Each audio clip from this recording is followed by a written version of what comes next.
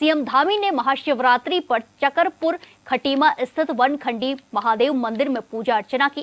CM Dhami पत्नी संग मंदिर पहुंचे, जहां विधि विधान से जलाभिषेक कर प्रदेश की सुख समृद्धि की भगवान भोले से प्रार्थना की। इस मौके पर मंदिर परिसर में सुरक्षा के कड़े इंतजाम किए गए। इस दौरान सीएम ने मंदिर में मौजूद भक्तों का भी अभिवादन स्वीकार किया।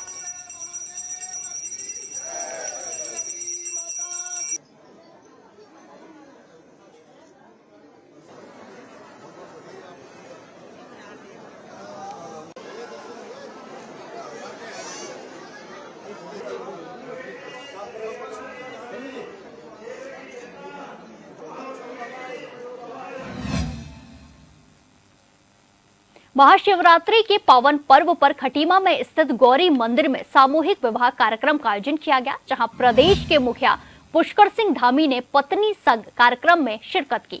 वहीं सीएम ने नवविवाहित जोड़ों को आशीर्वाद दिया और भगवान शिव और पार्वती से उनके मंगल दाम्पत्य जीवन की कामना भी की। इस कार्यक्रम के तहत क्षेत्र की निर्धन कन्याओं का विवाह पूरी धूमधाम के साथ संपन्न कराया गया। वहीं सीएम ने कार्यक्रम को संबोधित भी किया।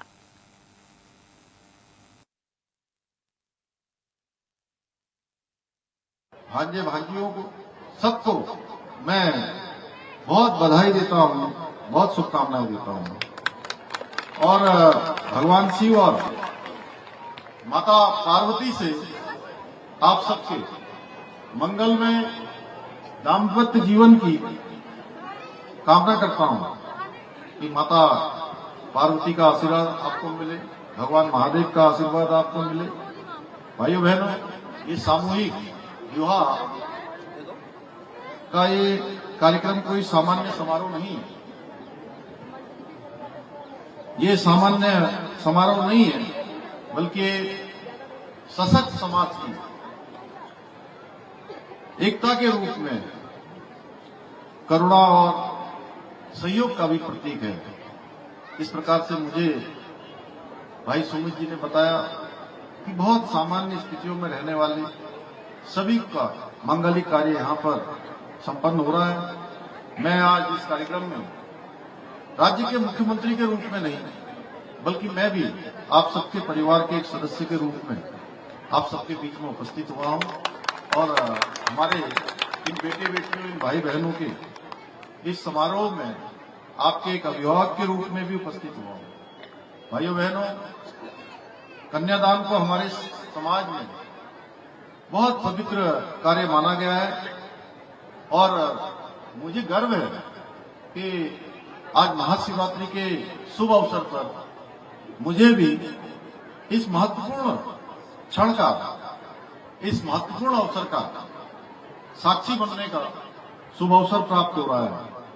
मैं आज के इस अवसर पर उन सभी सामाजिक कार्यकर्ताओं का, संस्थाओं का तथा उन व्यक्तियों का भी साधुवाद देना चाहता हूं, जिनके एकीकृत प्रयासों से, सबकी एकता से, सबके संगठन से और सबके मेल मिलाप से ये बहुत ही शानदार महाशिवरात्रि के अवसर पर ये विशिष्ट आयोजन हो रहा है।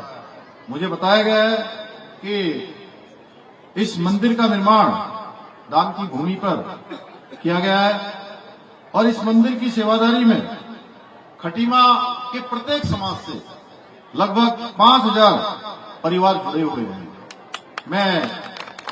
अभी मुझे उनका भी सानिध्य प्राप्त हुआ, हमारे मोले सिंह जी और नीपा देवी जी।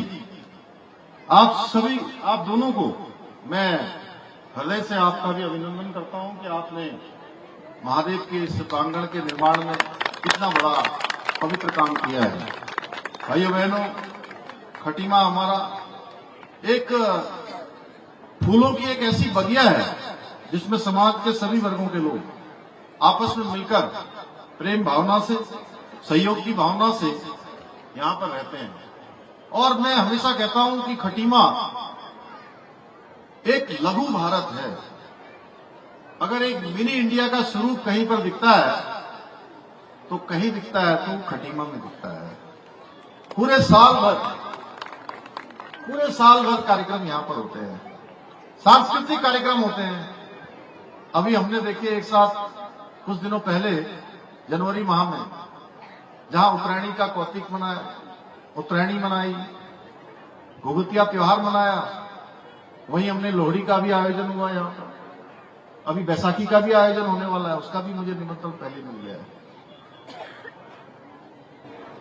मकर संक्रांति का कार्यक्रम अनेक स्थानों पर यहां होता है, माघी का कार्यक्रम होता है कई स्थानों पर। अभी होली आ जाएगी, होली भी हमारे यहां कई प्रकार की होती है, गाने वाली, बैठकर खेलने वाली, कहीं रंग की होली, कहीं भंग की होली, कहीं थड़वाट की होली। कौन सी प्रेम सिंह जी आपके यहाँ जो होती है?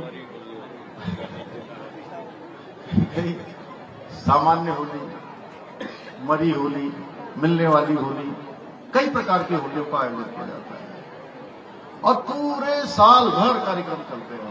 इसीलिए मैं कह रहा हूं कि ये हमारा जो खटीमा क्षेत्र है, ये लघु भारत है, ये मिनी इंडिया है, जिसको आगे बढ़ाने का काम आप सब करते हैं। और इसी भावना का उदाहरण ये आज का ये सामूहिक विवाह समारोह भी है। भाइयों बहनों, बेटियां केवल किसी घर की जिम्मेदारी नहीं होती हैं, बल्कि वो समाज की अमूल्य धरोहर होती हैं। वो एक घर को ही नहीं, बल्कि दो दो घरों का रोशन करने का काम कोई करता है तो हमारी बेटियां करती हैं। जब वो सशक्त बनती हैं तो प्रदेश सशक्त बनता है, समाज सशक्त बनता है और राष्ट्र सशक्त बनता है। इसी सोच के साथ हमारी सरकार ने भी राज्य में बेटियों के सशक्तिकरण के लिए, उनकी सुरक्षा के लिए कई सारे काम हम प्राथमिकता के साथ राज्य के अंदर कर रहे हैं। चाहे बेटियों को शिक्षा के प्रति प्रोत्साहित करके उनको छात्रवृत्ति देनी हो, 9वीं कक्षा में प्रवेश लेने वाली बेटी को साइकिल देनी हो, 12वीं कक्षा उत्तीर्ण करने पर 51,000 रुपए की प्रोत्साहन राशि देनी हो, या फिर विधानसभा में विधेयक लाकर बेटियों को आगे बढ़ाने के लिए, उनके सशक्तिकरण के लिए, उनकी सुरक्षा के लिए, उनकी आत्मनिर्भरता के लिए, उनके आत्मविश्वास को बढ़ाने के लिए हमने विधानसभा में विधेयक लाकर, कानून बनाकर राज्य के अंदर राज्य की 30% सभी नौकरियों में उनके लिए आरक्षण की व्यवस्था सुनिश्चित करें।